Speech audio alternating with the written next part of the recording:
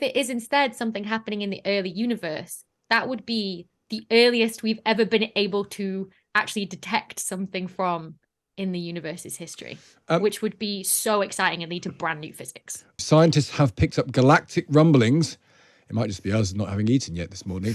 But if it's not that, it could be shockwaves from two supermassive black holes crashing into each other at the heart of a distant galaxy. It's one or the other. There's no one in the world who'd rather talk to about this than the astrophysicist Becky Smethurst. She's the author of A Brief History of Black Holes and Why Nearly Everything You Know About Them is Wrong.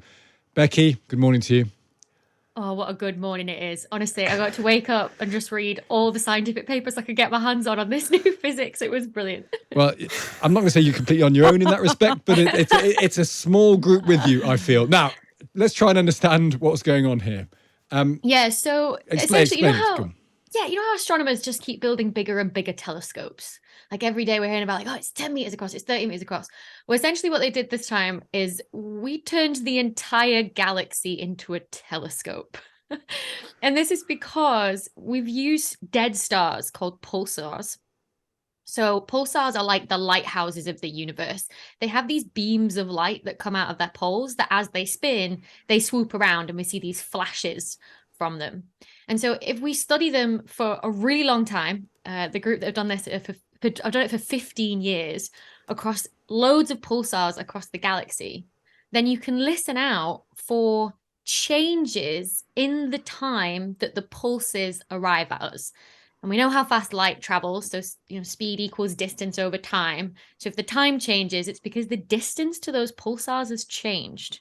And the only reason that could be is if a giant gravitational wave, literal ripples through space itself, have caused that change in the distance.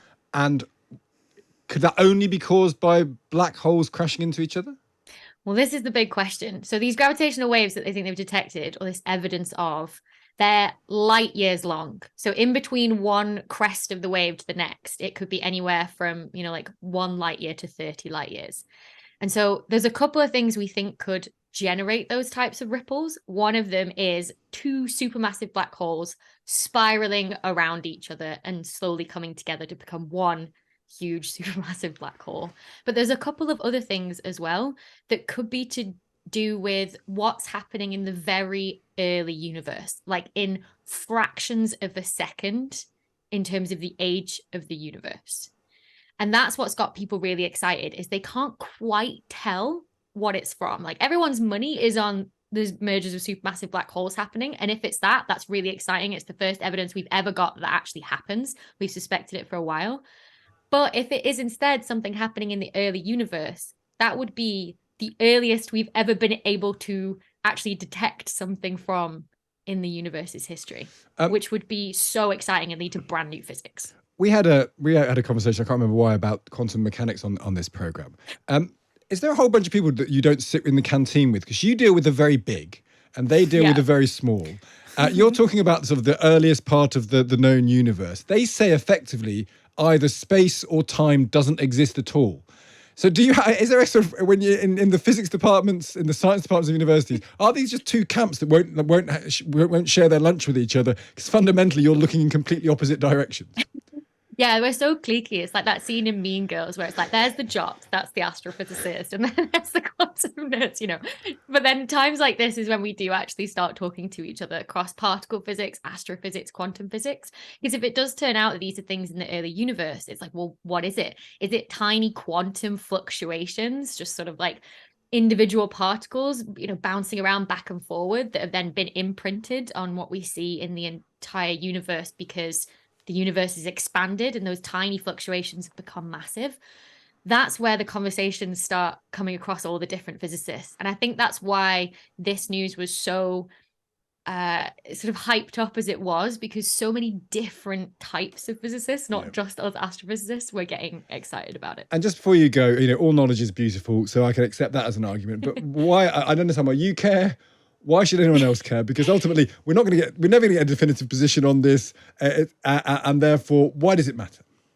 Yeah, I mean, human curiosity, as you said, is a big deal about this. But I think it's because we don't know what's going to come from this.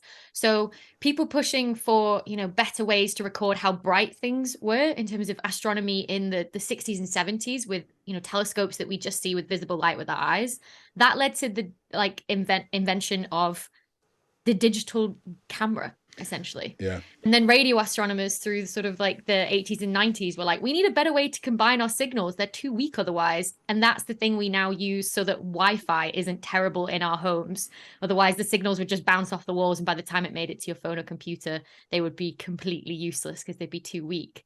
So you kind of have no idea what's going to come from research like this that's so open and just like blue sky research. Without previous astronomy, I wouldn't be able to have this conversation with you. I'm literally sending everything over Wi-Fi and sending you my voice and image and everything.